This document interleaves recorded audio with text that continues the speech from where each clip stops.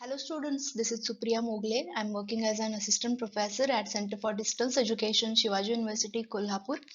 So I'm here to discuss about inventory model in operation research. Okay, so in this video we are going to learn some theoretical concepts regarding inventory model, and then we'll see one example regarding this, and also some formulas are there which you have to remember.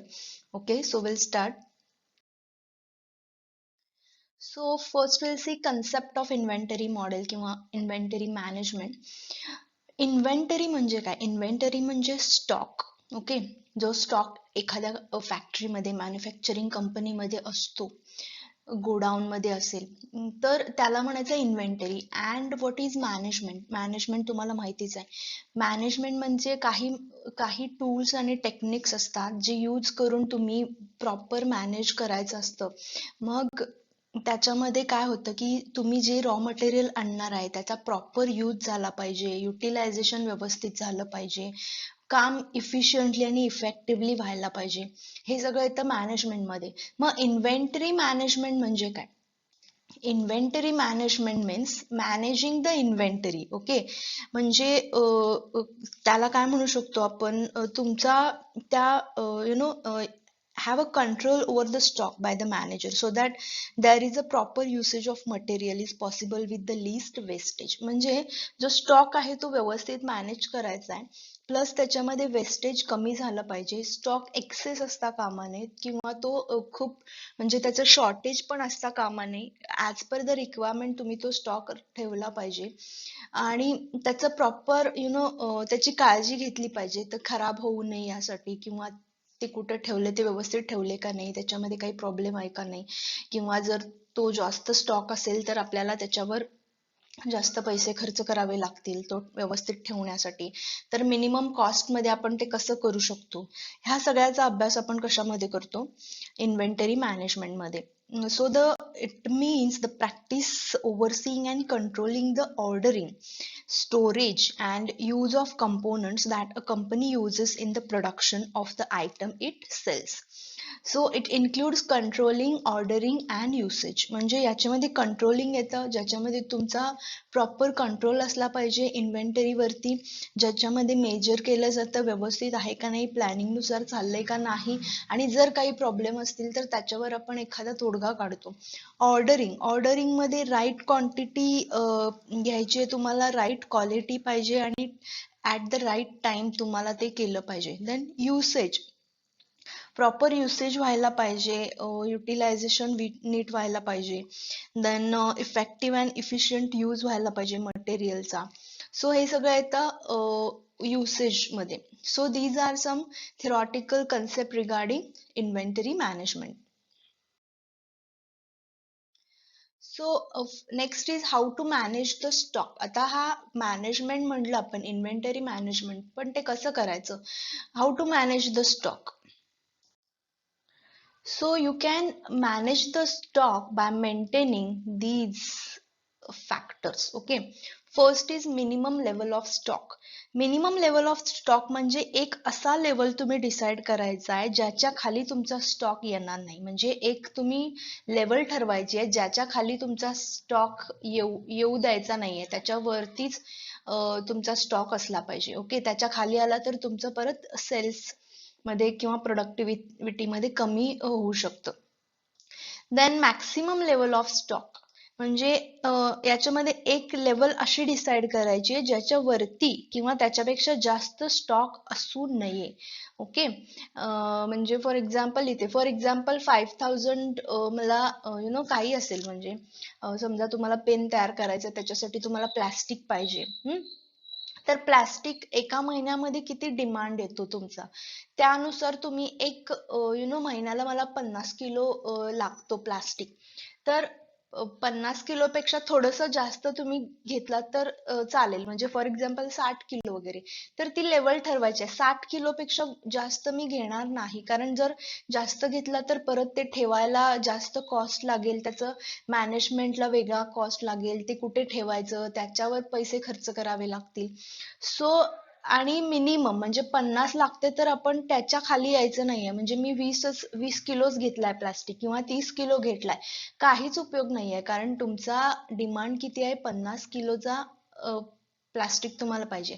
So minimum level आणि maximum level तुम्हाला ठरवायचे. या लेवलच्या खाली येता कामा नये आणि एका लेवलच्या वरती स्टॉक असू नये.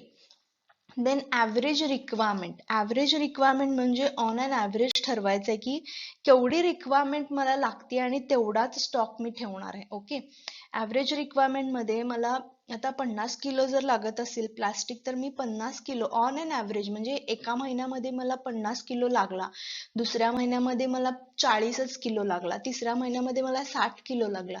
तर असं वर्षभराचं तुम्ही पास्ट याच्यामधनं रेकॉर्ड काढून तुम्ही ॲव्हरेज काढू शकता आणि ॲव्हरेज नुसार तुम्हाला लक्षात येईल की महिन्याला मला ऑन अन ॲव्हरेज किती प्लास्टिक लागतो आणि त्यानुसार तुम्ही ती रिक्वायरमेंट ठरवायची आणि त्यानुसारच स्टॉक कंपनीमध्ये किंवा फॅक्टरीमध्ये ठेवायचा आहे. देन डेंजरस लेवल म्हणजे अशी एक लेवल ज्याच्या खाली जर आपण आलो स्टॉक मध्ये तर ऑर्गनायझेशन वरती बॅड इम्पॅक्ट होऊ शकतो. ओके, रॉ मटेरियल जेवढा पाहिजे त्याच्यापेक्षा खूपच कमी आलाय तर तुम्हाला एकतर प्रोडक्टिव्हिटी मध्ये प्रॉब्लेम येईल, तुम्ही मॅन्युफॅक्चरिंग मध्ये तुम्हाला प्रॉब्लेम येईल, सेल्स डिक्लाइन होतील कारण प्रोडक्टिव्हिटीच होत नाहीये. सो डेंजर लेवल मीन्स जिथे तुम्हाला लॉस होण्याची शक्यता असते ती लेवल. देन रिऑर्डर क्वांटिटी म्हणजे एक एक अशी ऑर्डर एका पर्टिक्युलर क्वांटिटी मध्ये प्लेस करायची जेणेकरून आपल्याला मिनिमम कॉस्ट मिळेल. म्हणजे त्याच्यामध्ये कॅरिंग कॉस्ट असेल किंवा कॉस्ट पर युनिट असेल. कॉस्ट पर युनिट पण कमी पाहिजे आणि कॅरिंग कॉस्ट म्हणजे ती कॅरी करण्यासाठी जी कॉस्ट लागते ती सुद्धा कमी असायला पाहिजे.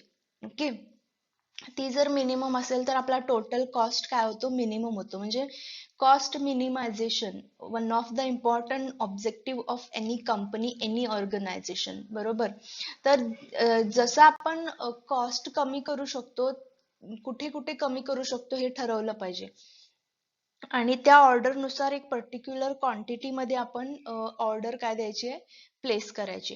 देन रिऑर्डरिंग लेवल म्हणजे कुठल्या लेवलला जाऊन ऑर्डर रिप्लेस करायची, किती लेवल पर्यंत आपण ऑर्डर रिप्लेस करू शकतो, that is reordering level. So आपण ह्याचे फॉर्म्युलेज बघूया, ते तुम्हाला पाठच करायला लागतील. Okay, so some important formula जे आपण आता कन्सेप्ट बघितले त्याचे हे फॉर्म्युलेज आहेत. मॅक्सिमम लेवल जे मी म्हटलं की याच्यावरती तुमचं स्टॉक असता कामा नये. So maximum level means reorder level plus reorder quantity minus minimum consumption into minimum reorder period. Minimum लेवलचा फॉर्म्युला आहे ordering level minus average rate of consumption into reorder period. मग रिऑर्डर पिरियडचा फॉर्म्युला आहे maximum usage per period into maximum reorder period.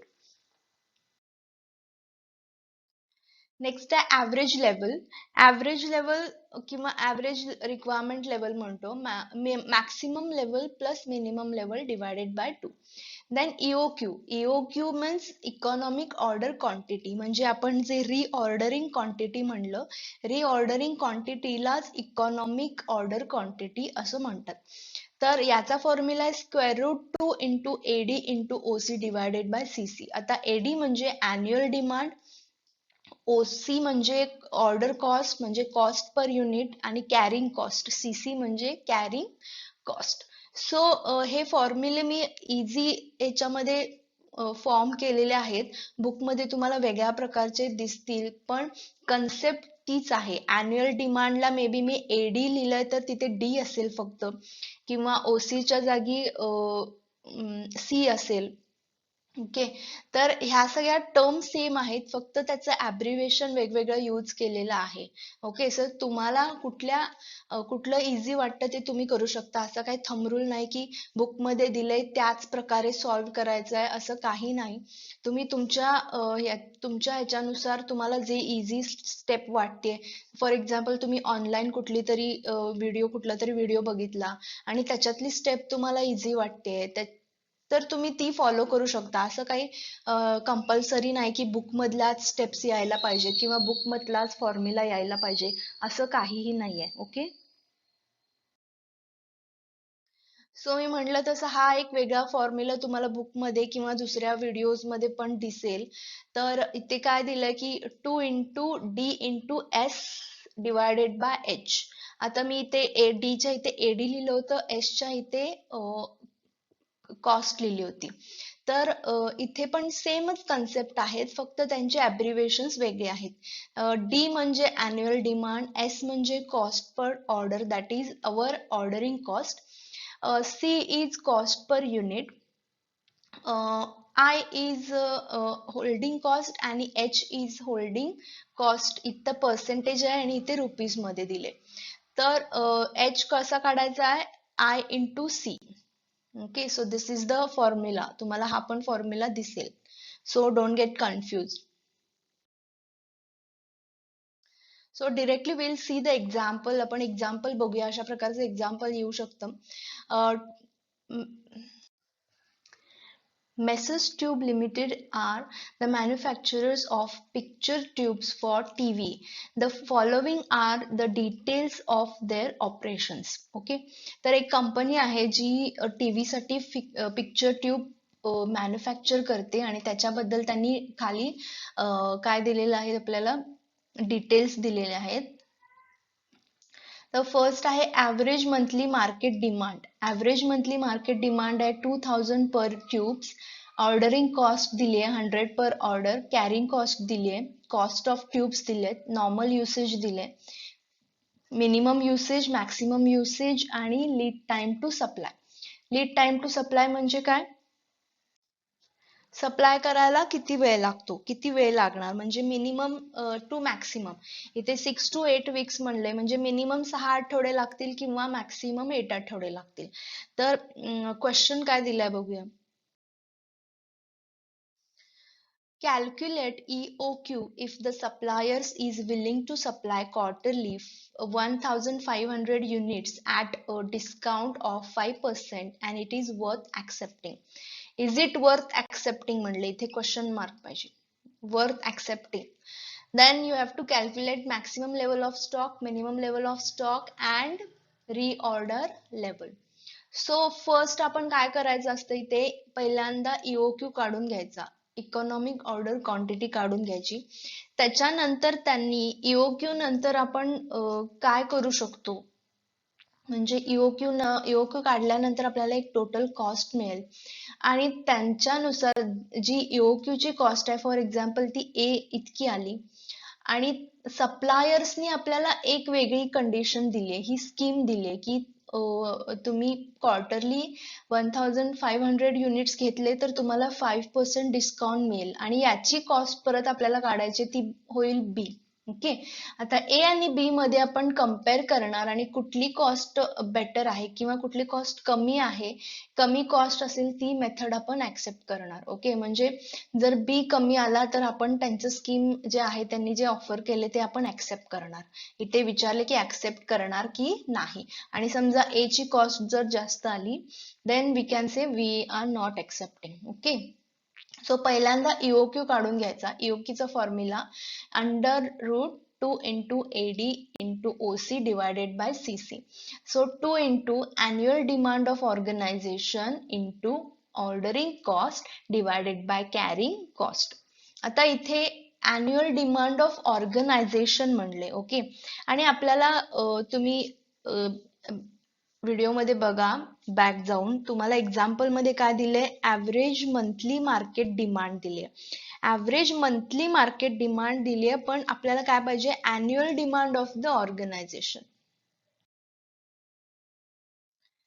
C, हे मी हा जो paragraph आहे तो मी तुम्हाला समजण्यासाठी लिहिलाय. Okay, here average monthly market demand is given which means buyers demand from market.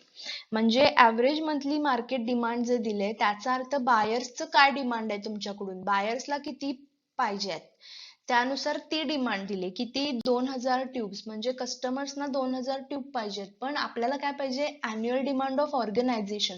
ऑर्गनायझेशनला supplier कडून किती रॉ मटेरियल पाहिजे हे आपल्याला काढायला पाहिजे. Okay, so we need AD of the organization. Here annual demand of organization from their supplier, how much raw material they need in a year to manufacture tubes, which is not given. ते दिलंय का नाही दिलेलं.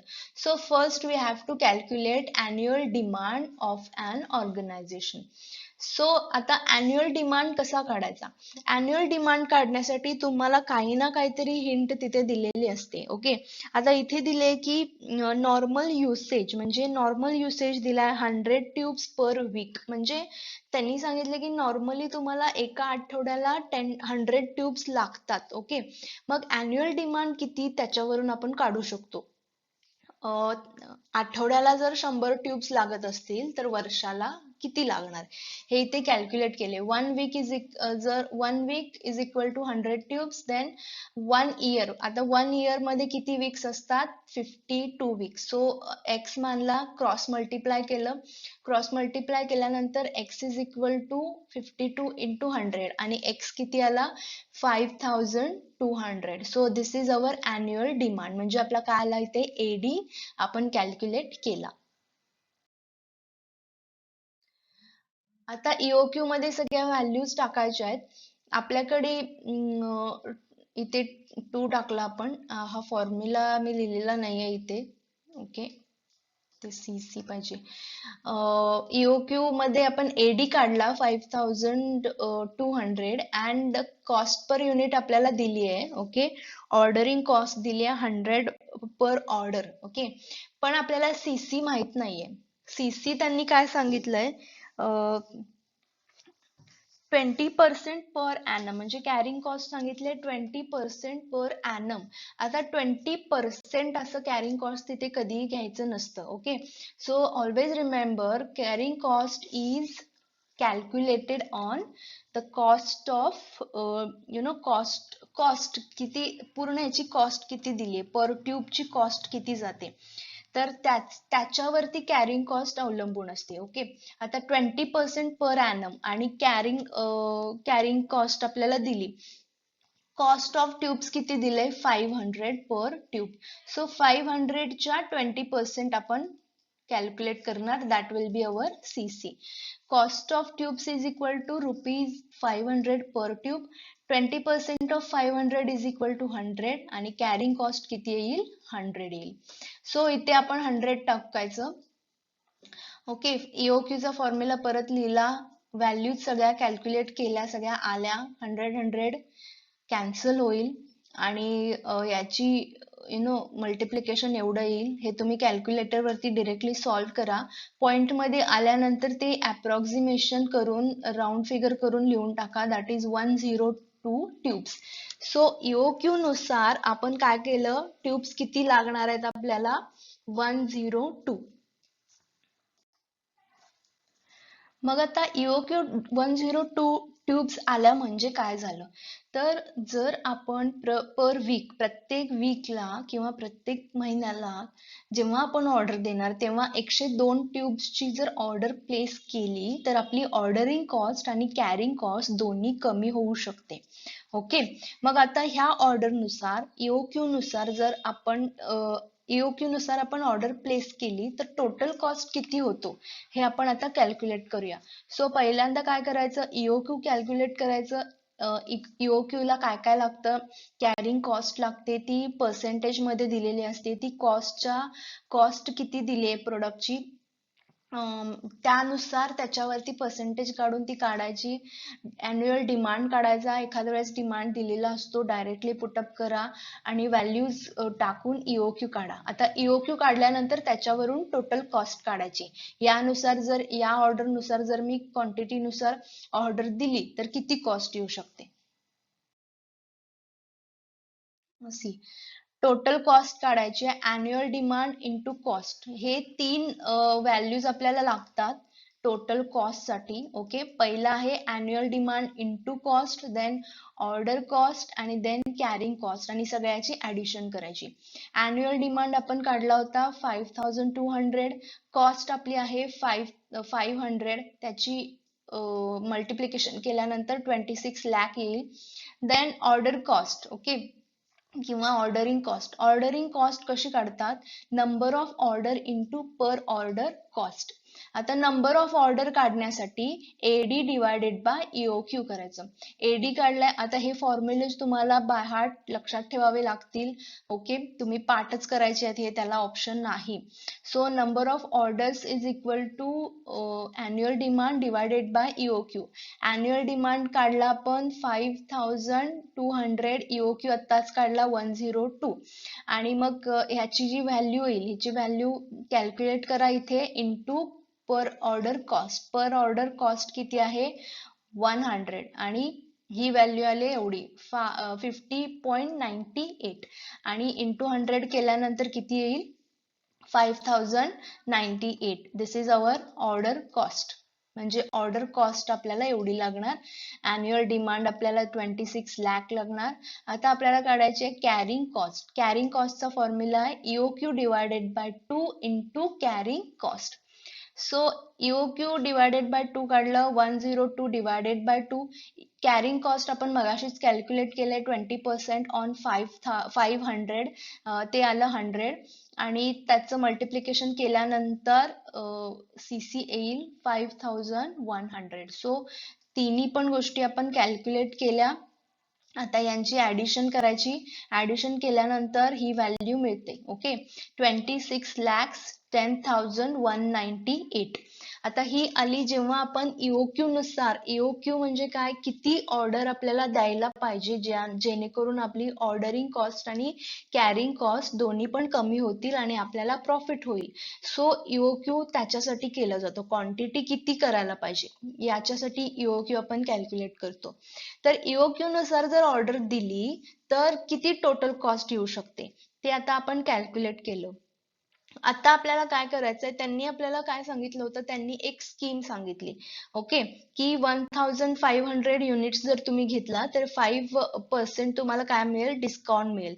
मग त्यानुसार जर तुम्ही calculate करून बघितलं तर दोन्ही आपण कम्पेअर करूया आणि कुठलं ऑफर किंवा कुठली मेथड आपल्याला इझी पडते, कशामध्ये आपली कॉस्ट कमी येते ते आपण चेक करायचं.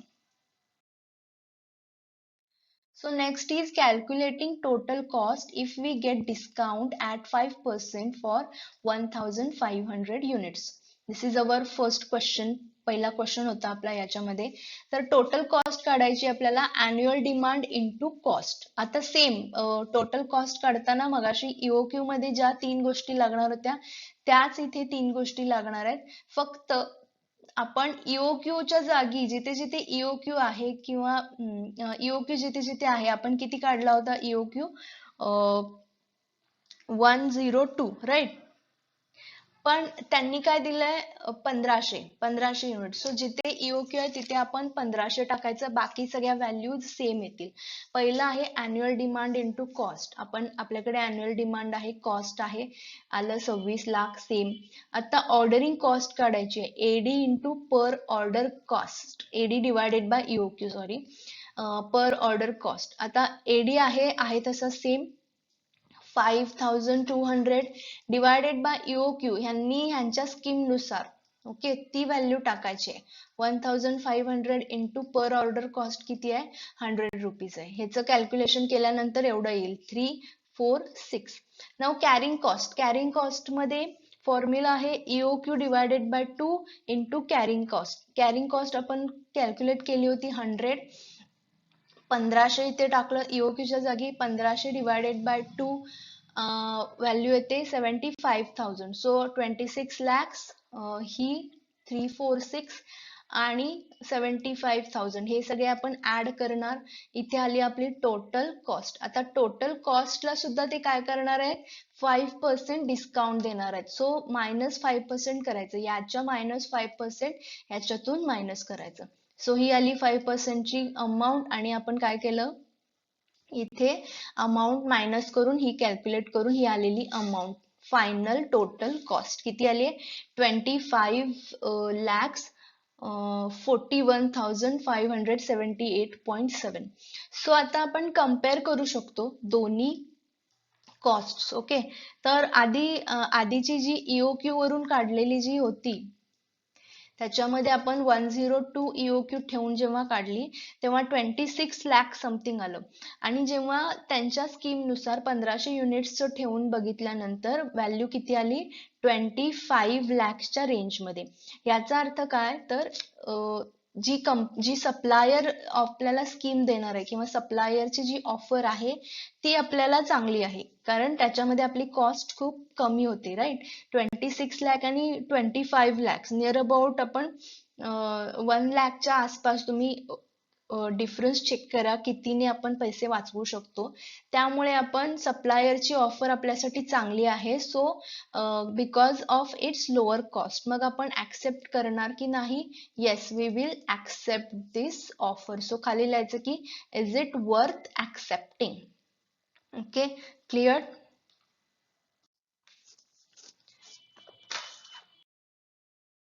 देन नेक्स्ट क्वेश्चन होता maximum level of stock. Maximum level काढायचं होतं आपल्याला.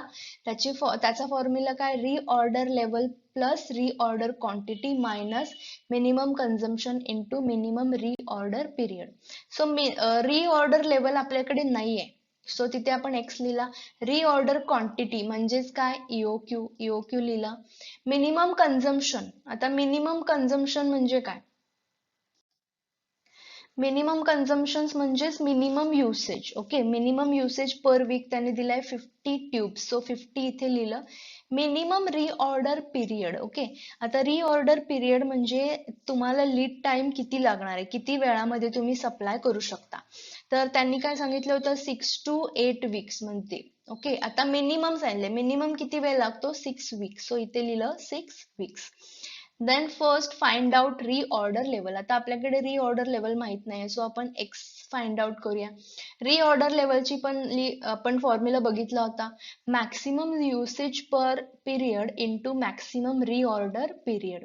मॅक्सिमम युसेज ते पण दिलेलं आहे, मॅक्सिमम युसेज मिनिमम आणि मॅक्सिमम दोन्ही दिले. मॅक्सिमम आहे 200 ट्यूब्स पर वीक, 200 लिहिलं.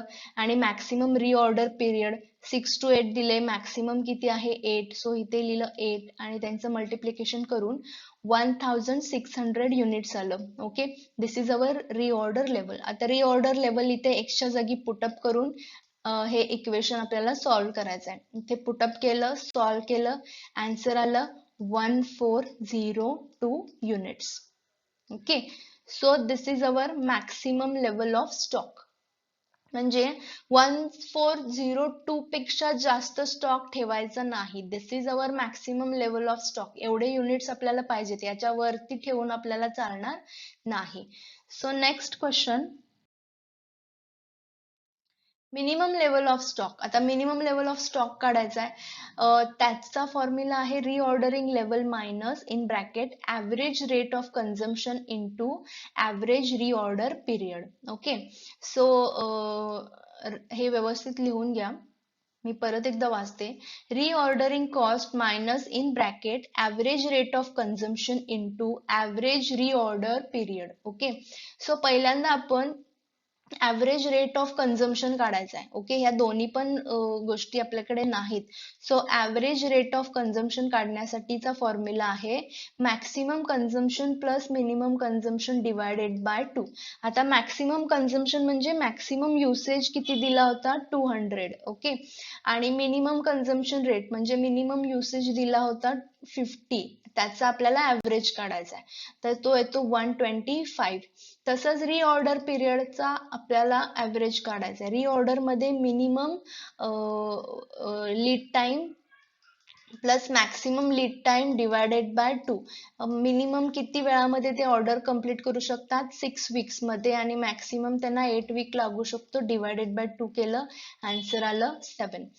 आता रीऑर्डरिंग लेवल आपण कॅल्क्युलेट केलं होतं 1600. इन द लास्ट एक्झाम्पल मध्ये आपण हे कॅल्क्युलेट केलं होतं.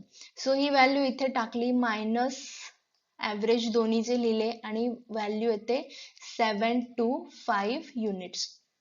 दिस is minimum level of stock. म्हणजे 725 याच्या खाली आपला स्टॉक असता कामा नये. This is our minimum level of stock. So ह्याच्या खाली आपली ऑर्डर असता कामा नये. सो आणि चौथा क्वेश्चन होता रिऑर्डर लेवल. रिऑर्डर लेवल आपण पहिल्या क्वेश्चन मध्येच सॉल्व्ह केलाय. ओके, सो ती सेम स्टेप तुम्ही तिथे लिहू शकता किंवा डिरेक्टली पहिल्यांदाच रिऑर्डर लेवल असा 4 नंबर टाकून रिऑर्डर लेवल कॅल्क्युलेट करा and then put into maximum level of stock and minimum level of stock. So अशा प्रकारे एक्झाम्पल्स येतात, ते तुम्हाला सॉल्व्ह करायचे आहेत.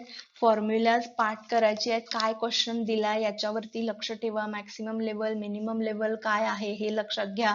रिऑर्डर लेवल म्हणजे काय, मिनिमम कन्झम्पशन म्हणजे काय, मिनिमम रिऑर्डर पिरियड म्हणजे काय, तर हे सगळं तुम्हाला माहिती पाहिजे. ओके, इन्व्हेंटरीशी रिलेटेड, स्टॉकशी रिलेटेड, क्वांटिटीशी रिलेटेड सगळे हे एक्झाम्पल्स येतील. तर this was a first part. Okay, next part मध्ये आपण अजून काही एक्झाम्पल्स वेगळ्या पद्धतीचे घेऊ. So here I complete my video. Thank you so much.